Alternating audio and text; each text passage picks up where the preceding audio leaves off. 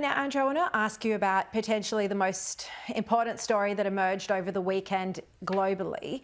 And this is, of course, Navalny's, we should say murder because it can only have been murder, Navalny's murder. He was, of course, Vladimir Putin's main rival. He'd spoken in many interviews previously about what would happen if he died, if he was killed. We don't officially know the cause of death. His spokesman says it was murder. Of course it was. Are you concerned about what's unfolded and the impact on democracy here? And also, just recently we've seen this element of the Republican Party kind of going quite soft on Russia, and it's inexplicable. I think, Shara, it's a really interesting question. I think what we're seeing on both sides of politics is what I'd call moral relativism.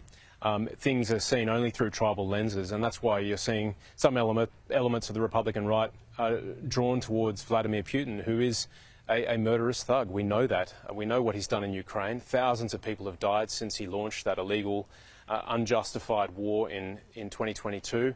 He's been responsible for ordering assassinations around the globe, but particularly in places like the United Kingdom.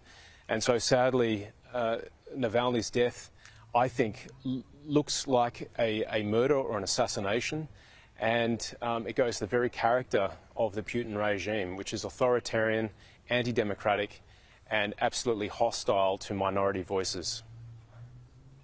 Look, we're also seeing plans for our Navy here in Australia to invest in more equipment. This as the threat from China continues to loom. There's been chronic underinvestment in the defence space. Do you think this latest plan announced by Richard Marles is adequate?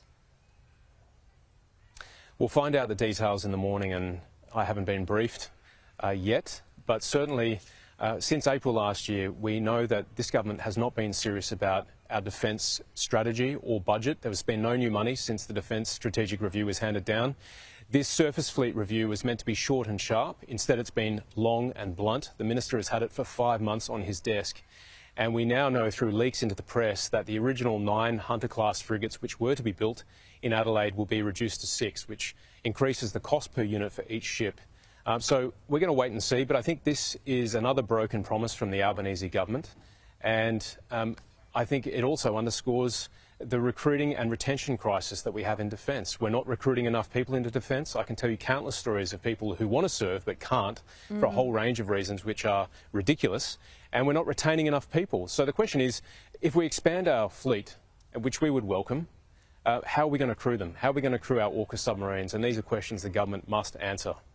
Yeah, such an important issue. Andrew Hastie, thank you very much for joining me this evening.